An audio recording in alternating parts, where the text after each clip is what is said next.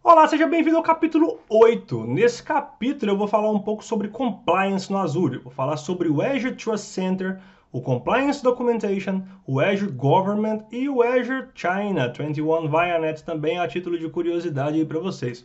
Bom, muitas pessoas me perguntam, Magela, no que diz respeito ao compliance, no que diz respeito a se a Microsoft ela está ali de uma certa forma coberta por uma determinada norma de segurança, como que eu faço para saber? Como que eu faço para saber, por exemplo, que o data center ou os data centers ou as regiões do Azure passaram por uma determinada certificação de segurança ou até mesmo possui todos os requisitos de segurança necessários para prover uma segurança para o seu ambiente dentro daquele entorno, né, dentro do que é solicitado em um processo de auditoria de segurança. Bom, para que a gente possa saber mais sobre segurança, privacidade, conformidade, políticas, etc., nós temos o Azure Trust Center, ou Central de Confiabilidade do Azure. Lá nós vamos ter uma gama de documentações e informações avançadas do ambiente Azure, de uma certa forma, todas resumidas, inclusive as normas de segurança da informação e segurança em cloud que estão inseridas ali dentro do Azure, né? As quais o Azure passou por um processo de auditoria, aos quais a Microsoft obviamente possui todos os requisitos necessários para prover a segurança do ambiente para seus clientes.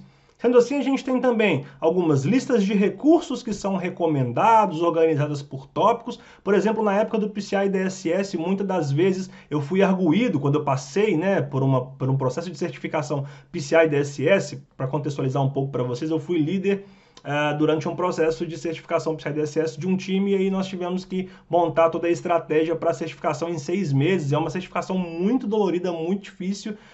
Graças a Deus a gente conseguiu, todos nós, né, o time inteiro fez um excelente trabalho.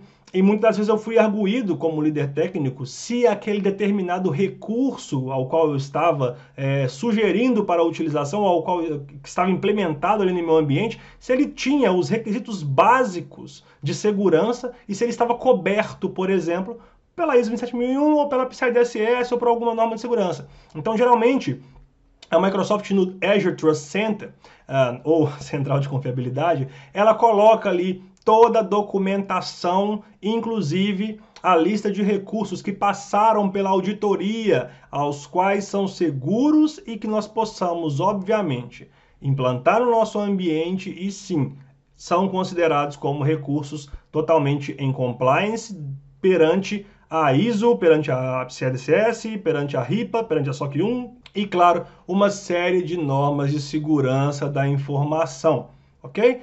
Então, utilizem o Azure Trust Center, ele é uma central muito importante e é uma fonte de documentação de extrema valia para nós profissionais de Cloud Computing, ambientes Azure, obviamente, e segurança. É lá que nós vamos achar as documentações que vão nos munir e que vão, obviamente, dar a luz ali para as nossas arquiteturas e nos proteger caso a gente passe por um processo de auditoria e até mesmo caso a gente tenha que se posicionar perante aos stakeholders ou perante a investidores ou quem quer que seja. Tenha sempre em mãos aí o link do Trust Center, eu vou deixar aqui para vocês, e sempre que puder dê uma olhadinha nessas documentações, ok? A Microsoft também, ela possui esse Azure Compliance Documentation, essa documentação de conformidade de uma maneira mais condensada, vamos dizer assim, que inclui até mesmo as certificações e atestados do próprio Azure, as certificações que a Microsoft passou e está aqui a certificação. Então,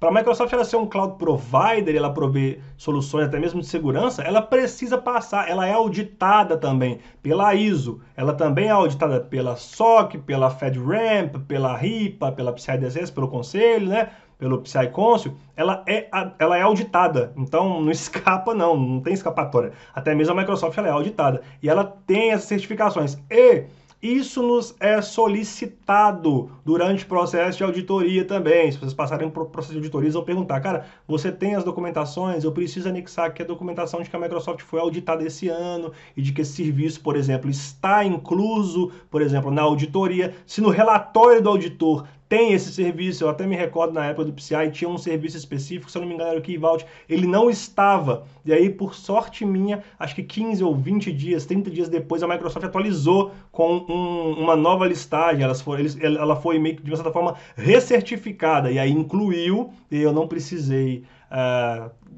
desmanchar minha arquitetura na época lá.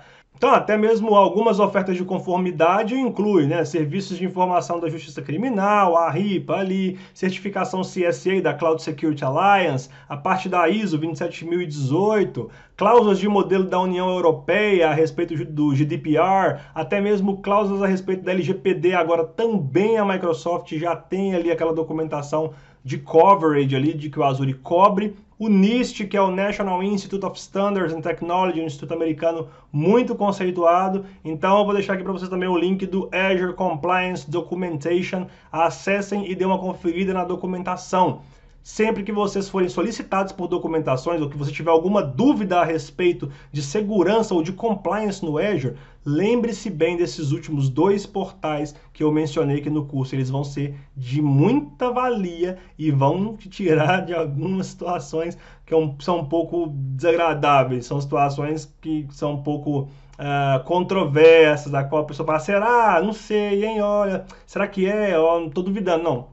Tá aqui a documentação, a Microsoft publicou, tá aqui, é oficial, tudo bonitinho. Então, fica essa dica para vocês. Bom, você já pode adivinhar que a Cloud Computing ela é um modelo computacional muito difundido no mundo inteiro, né? Independente de empresa, governo, todo mundo quer usar. Porém, existem algumas regulamentações e alguns entraves que fazem com que alguns órgãos governamentais não migrem seu workload para a nuvem ou dificulte essa migração dos workloads, das cargas de trabalho ali, dos servidores e serviços para a nuvem, né? Pensando nessas necessidades, por exemplo, bem focado também na parte do governo americano, a Microsoft ela criou esse, entre aspas, plano, esse modelo chamado Azure Government. São instâncias separadas do Azure, ok? São regiões, instâncias separadas do Azure. Então, por exemplo, o Azure Government, nós como pessoa física ou até mesmo pessoa jurídica, a gente não tem acesso nessas regiões ou nesses data centers, é totalmente vedado para a gente, nós não temos essa opção, né? É fisicamente isolada de implantação que não seja do governo americano, por exemplo. A Microsoft ela tem aí um contrato bilionário com o governo americano, até mesmo no que diz respeito à segurança da informação, até mesmo ambiente em cloud, então foi um requisito ter uma região ou múltiplas regiões as quais são isoladas de todos os outros clientes da Microsoft para garantir ali o compliance e a segurança dos dados, ok? É acessível fisicamente, até mesmo fisicamente para os funcionários que trabalham lá, somente a pessoal verificado e autorizado. Então as pessoas que trabalham nos data centers ali, Azure Government, geralmente são separadas, elas trabalham no outro fluxo de trabalho, elas são escolhidas, então é um processo um pouquinho diferente. E alguns padrões aí de conformidade que a Microsoft ela embutiu nesses data centers, essas regiões, para que ela possa prestar esse serviço para o governo americano, por exemplo, o FedRAMP, a NIST 800.171, DIP, ITAR e etc. Então, caso você pergunte aí, nossa, como é que faz para o governo, por exemplo, até o governo americano fazer essa adoção de cloud? Será que eles têm um data center próprio? Como é que faz? Tem a região própria? Não. A Microsoft ela tem aí esse Azure Government que abrange ali as agências federais dos Estados Unidos, governos estaduais e locais e também os provedores de soluções de uma forma geral. Beleza? Finalizando com Azure China 21 via NET. É muito importante saber disso aqui, porque pode ser que caia na prova e mesmo a título de curiosidade, achei bem interessante, né, trazer para discussão. A Microsoft ela foi o primeiro provedor estrangeiro de fora da China, né, de serviços de nuvem pública na China, né, em conformidade com as regulamentações governamentais. Não sei se vocês sabem, mas a China ela possui uma regulamentação governamental muito dura, muito difícil de trabalhar com eles, é muito difícil implantar um serviço ocidental no Oriente, de uma certa forma, não somente China, mas Japão, toda a parte do Oriente é bem complexa essa implantação, essa adoção, e a Microsoft foi o primeiro do mundo a criar esse projeto e alinhar todos os requisitos ali e prover essa segurança para o governo chinês. No entanto, o data center do Azure na China e em alguns outros países, se eu não me engano também na Alemanha, são poucos países, ele não é operado pela Microsoft. Não é operada, a Microsoft não opera, né? É uma instância física separada da nuvem do Azure e é operado por uma empresa chamada 21 ViaNet. Então, basicamente, a Microsoft ela treina esse pessoal, ela capacita esse pessoal para que eles possam operar o Azure na China. Todos os dados na China eles permanecem lá dentro para garantir a conformidade e o compliance. Então, não é possível eu fazer uma migração de dados, por exemplo, da China para um outro lugar. Os dados permanecem ali, né, para eu poder tirar dali, tem uma série de requisitos legais que eles precisam ser cumpridos, aí entra uma outra esfera, uma outra discussão. Então, mesmo a título de curiosidade, a Microsoft foi a primeira e ela opera tanto na China, Alemanha, algumas outras localidades aí, mas a China foi utilizado como ponto focal e até cai em algumas questões de exame aí, porque realmente foi um esforço muito grande e é um marco para a computação em nuvem o que a Microsoft conseguiu. Fazer uma operação ocidental rodar no Oriente totalmente em compliance e operado por um provedor terceirizado, ok? Revisão do capítulo 8, o Azure Trust Center. O Trust Center ele mostra os princípios da Microsoft para manter a integridade desses dados na nuvem, ok? E como a Microsoft vai implementar, ela vai dar suporte à segurança, privacidade, conformidade e transparência dos produtos dela. Qual que é a estratégia de segurança da Microsoft? Como é que eu vou estar seguro? Né? Quando seu chefe perguntar, será que eu estou seguro no Azure? Será que nossos dados estão seguros? Será que a gente vai realmente implementar e fazer esse projeto de migração, ou oferecer esse projeto de migração para algum cliente? Ele não vai estar em risco? Azure Trust Center vai te ajudar a responder essas perguntas. Assim também como o Azure Compliance Documentation, né? Cada organização ela vai ter que estar em conformidade com alguns padrões legais, inclusive com a LGPD batendo na porta do Brasil, a GDPR aqui na Europa e vários outros ambientes aos quais nós, durante nossa carreira, vamos nos topar por aí. A gente vai encontrar vários tipos de situações, cada uma mais diferente da outra, né? Tendo em vista que Cloud Computing em si é uma área muito multidisciplinar e muito dinâmica. Então você vai ver muitas situações diferentes e até mesmo situações às quais você precisa, né, prover documentações adicionais e atestar que aquele determinado recurso ao qual você está utilizando no seu ambiente está em compliance com as legislações de cada país ou até mesmo uma legislação específica, ok? Então o Azure Compliance Documentation vai te ajudar a estabelecer isso, vai te ajudar a identificar e prover esse tipo de informação para quem se interessar, obviamente.